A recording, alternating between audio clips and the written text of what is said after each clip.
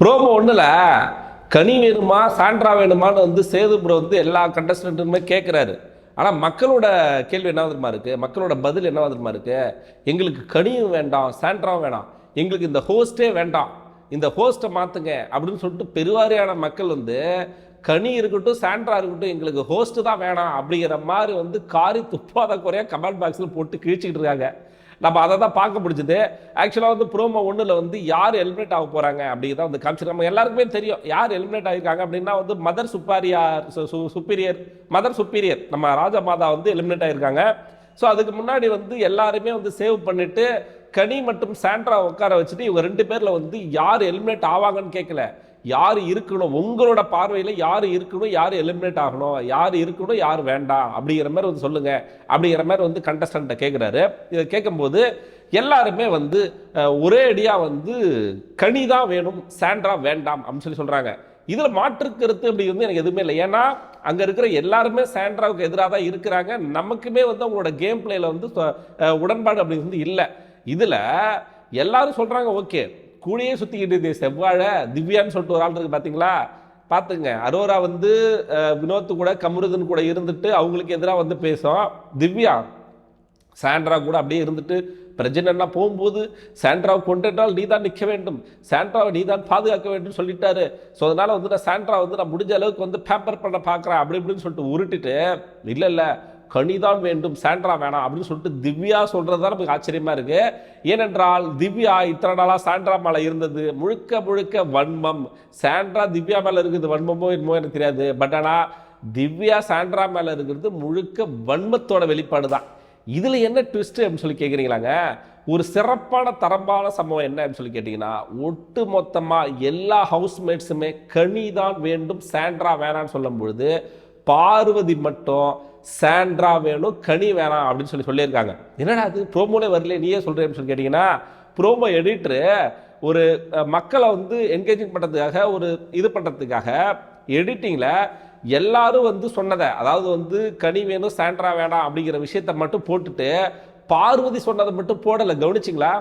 திவ்யா சொன்னதை போட்டுருக்காங்க, ஏன் கூடயே சுற்றிட்டு கமருதன் சொன்னதை போட்டுருக்காங்க, வினோத் சொன்னதை போட்டுருக்காங்க, அரோரா சொன்னதை போட்டுருக்காங்க, சுபிக்ஷா சொன்னதை போட்டுருக்காங்க, சபரி சொன்னதை போட்டுருக்காங்க, இவன் நம்ம விக்கல் சிக்கரம் சொன்னதை போட்டுருக்காங்க. எல்லாருமே ஒருமித்த கருத்தாக சாண்ட்ரா வேணாம் கனி தான் வேணும்னு சொல்லி சொன்னதை போட்ட விஜய் டிவி அவர்கள் பார்வதி சொன்னதை மட்டும் போடலை.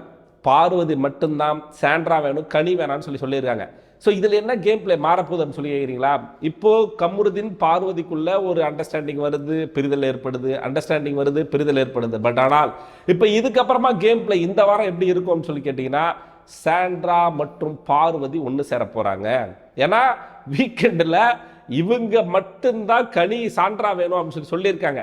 ஸோ அதன்படி பார்த்தா சாண்ட்ரா முழுக்க முழுக்க பார்வதி கூட கூட்டணி செய்வதற்கான வாய்ப்புகள் அதிகமாக இருக்குது. இந்த வாரம் டிடிஎஃப் வாரம் எப்படி இருக்க போகுது அப்படிங்கிறது இப்போ தெரிஞ்சிருச்சு. இவங்க ரெண்டு பேரும் ஒன்று சேர்ந்து ஒரு கேம் ஒன்று ஆட போகிறாங்க இந்த வாரம். அது சிறப்பான தரமான சம்பவமாக இருக்க போகுது. அது ஓகே. இப்போ கனியோட எவிக்ஷன் அப்படிங்கிறது வந்து எப்படி ஃபேராக அன்ஃபேரான்னு கேட்டிங்கன்னா, என்ன கேட்டால் அன்ஃபேர்னு தான் சொல்லுவேன்.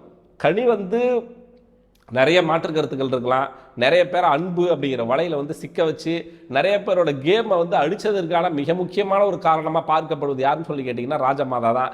என்னை இப்போ கூட கேட்டிங்கன்னா வச்சுக்கலாங்க, சபரி இப்படி இருக்கிறதுக்கு காரணமே கனி தான்.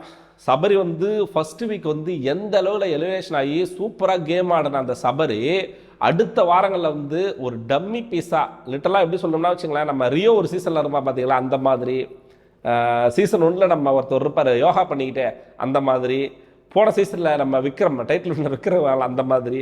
ஸோ இந்த மாதிரி வந்து எல்லா ப்ராப்பர்ட்டி கூட ஒரு எக்ஸ்ட்ரா ப்ராப்பர்ட்டியாக இருக்கக்கூடிய சபரி ஃபர்ஸ்ட் வாரம் வந்து ஒரு மிகப்பெரிய எலிமினேஷனோட சூப்பராக வந்து கேம் ஆடினான். பட் ஆனால் அவனோட கேம் அழிஞ்சதுக்கு மிக மிக முக்கியமான ஒரு காரணம் வந்து கனியோட அன்பு வலையில விழுந்தது.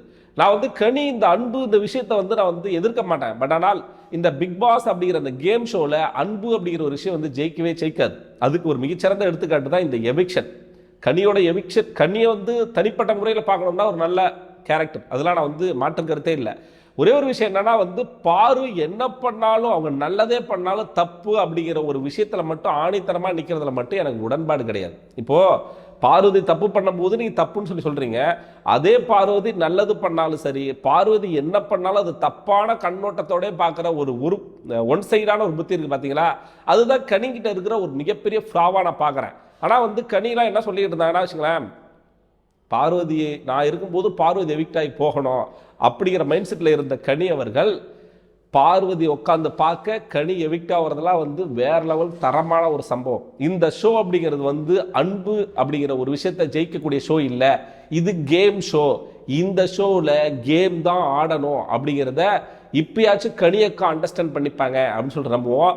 அதை தவிர்த்துக்கிட்டு பார்த்தா கனி அப்படிங்கிற ஒரு தனிப்பட்ட மனுஷியாக பார்க்கும்போது அவங்க உண்மையுமே நல்ல மனுஷன்.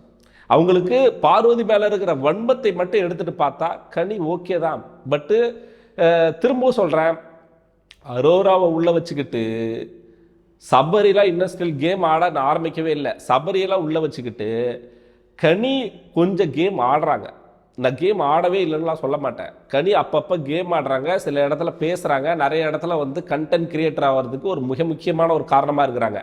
அப்படிப்பட்ட கனியை வெளியேற்றிட்டு அரோராவை உள்ள வச்சிருக்கு அப்படின்னா பிக் பாஸ் என்ன உணர்த்துகிறது, விஜய் சேதுபதியும் விஜய் டிவியும் என்ன உணர்த்துகிறார்கள் அப்படிங்கிறது எனக்கு அண்டர்ஸ்டாண்ட் ஆகவே இல்லை.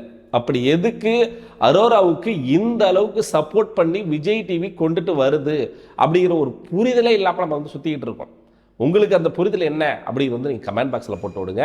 கனியோட எவிக்ஷன் பற்றி உங்களுடைய கருத்து என்ன அப்படிங்கிறது வந்து சொல்லுங்கள்.